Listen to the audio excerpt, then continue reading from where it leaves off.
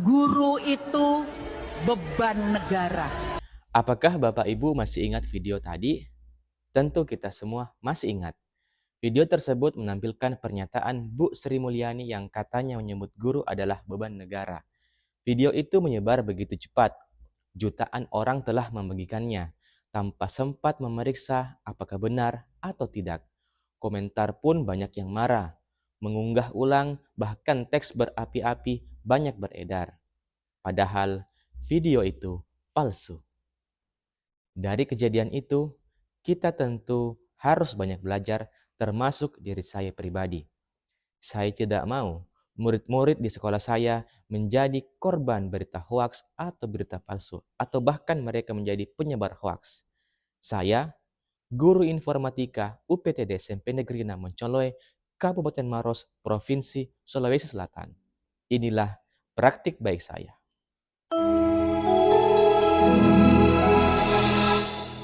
SMP Negeri 6 Moncoloy terletak di Desa Moncoloy Bulu, Kabupaten Maros, Provinsi Sulawesi Selatan. Di sini jumlah murid ada 448 dengan 14 rombongan belajar. Sekolah ini memiliki jaringan internet yang kuat, komputer, dan papan interaktif digital. Fasilitas yang memberi peluang besar untuk belajar dengan cara yang baru. Dalam mata pelajaran informatika, saya tidak hanya ingin murid bisa mengetik atau membuat slide. Saya ingin mereka melek digital, berpikir kritis, dan berani menelusuri kebenaran. Tapi perjalanan itu tidak mudah. Ketika saya melakukan asesmen awal, ditemukan bahwa sebagian besar murid mudah percaya terhadap berita yang beredar di media sosial. Apalagi jika disertai gambar atau video yang tampak meyakinkan.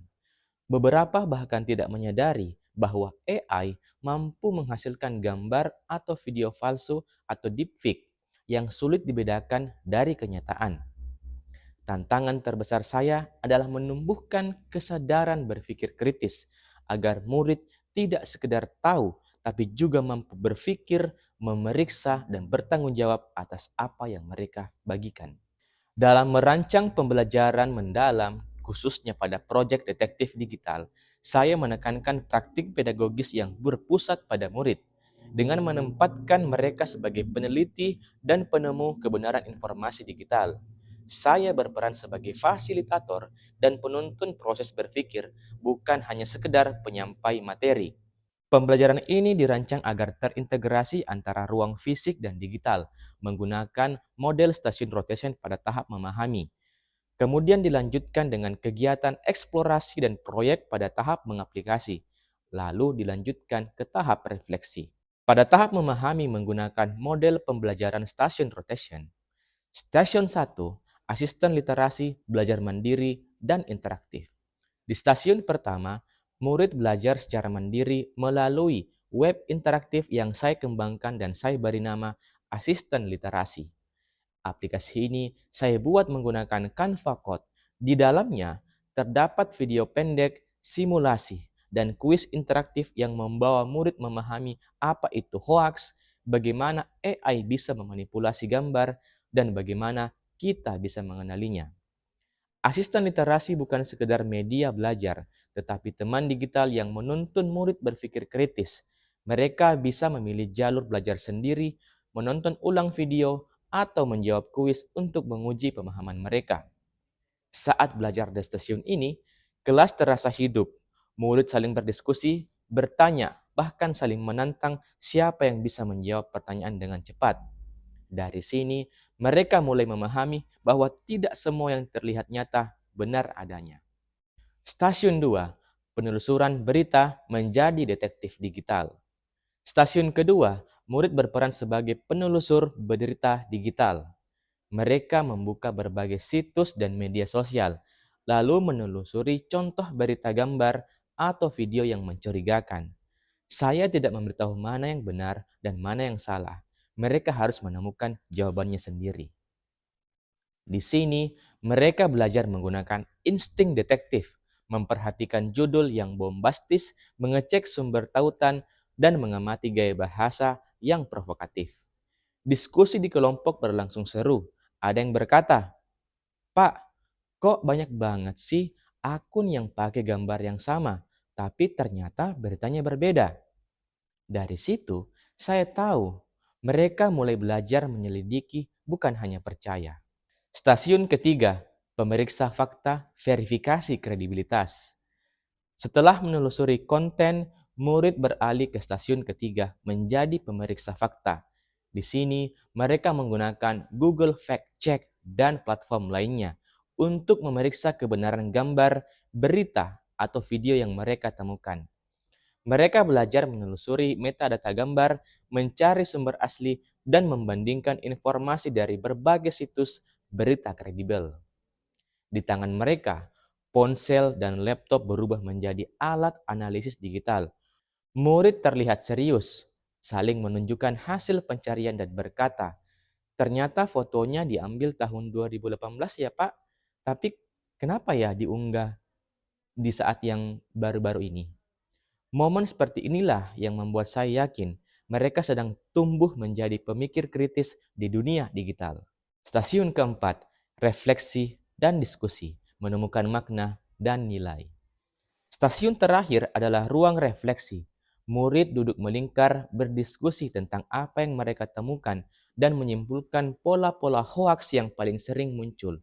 Mereka menulis hasil refleksi di lembar digital tentang bagaimana hoaks bisa memecah belah, bagaimana teknologi bisa disalahgunakan, dan apa tanggung jawab mereka sebagai warga digital. Setelah melewati 4 stasiun ini, murid tidak lagi sekedar memahami apa itu hoaks. Mereka mengalaminya sendiri, bagaimana rasanya terkecoh oleh berita palsu, bagaimana sulitnya membedakan fakta dari manipulasi digital, dan bagaimana sebuah klik sederhana bisa menyesatkan banyak orang. Di setiap langkah penyelidikan, mereka belajar menjadi detektif kebenaran. Mereka menelusuri, memeriksa, mendiskusikan, hingga akhirnya menemukan satu kesimpulan penting. Kebenaran tidak bisa ditebak, tapi harus diperiksa. Setelah tahap memahami, kini tiba saatnya mereka mengaplikasikan. Murid diminta membuat poster reflektif digital di Canva. Bukan sekedar desain indah, tapi media kampanye yang berisi pesan moral dan hasil analisis mereka sendiri. Mereka menulis pesan dengan kata-kata sederhana, namun pesannya begitu kuat. Misalnya, AI bisa memalsukan gambar, tapi tidak bisa memalsukan hati yang jujur. Setelah selesai, poster itu kemudian disebar ke sosial media mereka sebagai bagian dari publikasi dan gerakan positif yang dibagikan di sosial media. Dari cara mereka berdiskusi, menganalisis, hingga menyimpulkan kebenaran, semuanya menjadi bagian dari asesmen pembelajaran mendalam. Murid tidak sekedar menjawab soal, tapi membuktikan bahwa mereka bisa menggunakan akal dan nurani saat berhadapan dengan informasi digital. Ada momen yang paling berkesan bagi saya adalah ketika salah seorang murid berkata dengan polos namun maknanya sangat dalam. "Pak, ternyata video yang saya lihat di TikTok itu buatan AI. Saya salah waktu dulu. Waktu itu saya menyebarkan, Pak." Dari sana saya belajar. Pembelajaran mendalam bukan soal teknologi, tapi tentang membangun kesadaran dan kejujuran digital.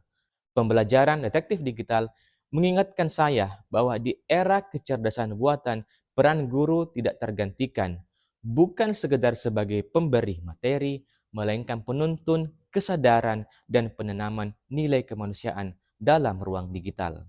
Itulah praktik baik saya, semoga menginspirasi dan saya ucapkan terima kasih.